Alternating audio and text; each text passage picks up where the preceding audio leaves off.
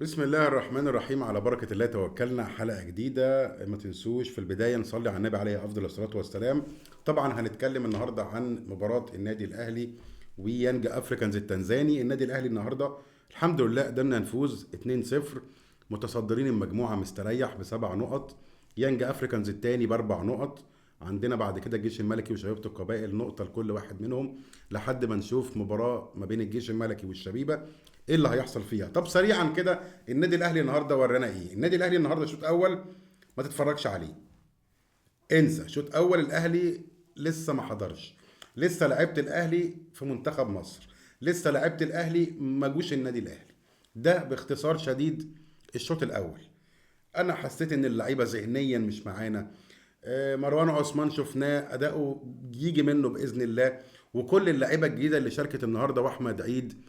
لا، في انا شايف ان في كده نور، في امل، في ان اللعيبه دي عندها مجهود وعندها حافز، عايزين يثبتوا نفسهم مع النادي الاهلي.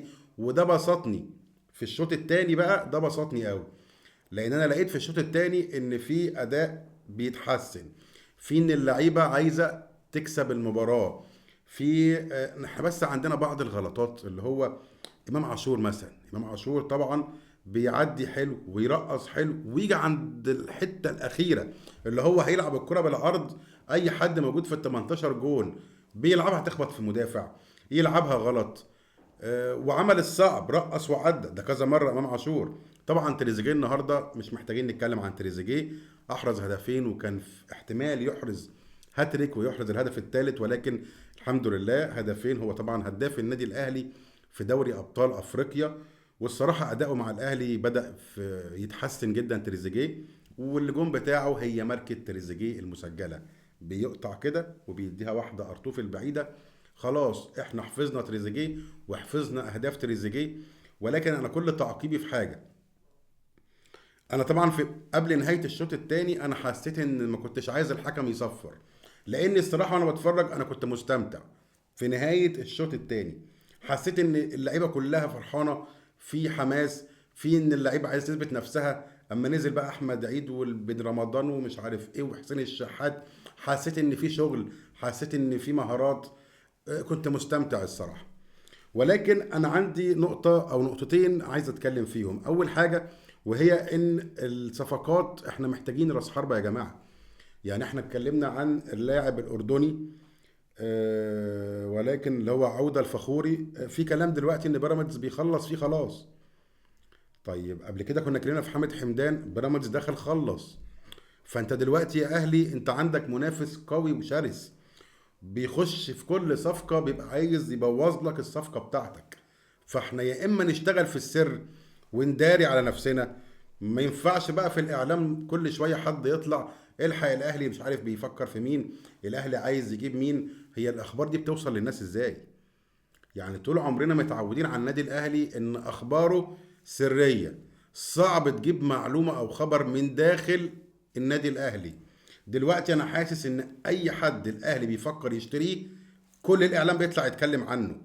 يعني انا عن نفسي انا بطلع اتكلم عن الصفقه لما بتخلص، اي حاجه بعرفها اي معلومه بعرفها يعني ببقى مش عايز اتكلم فيها، لان فيها وخوض كتير.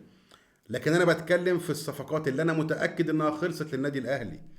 فازاي الاخبار بتطلع كده؟ ازاي الناس بتعرف مواضيع الاهلي، وان الاهلي بيفكر يشتري لعيبه منين وبيلعبوا فين؟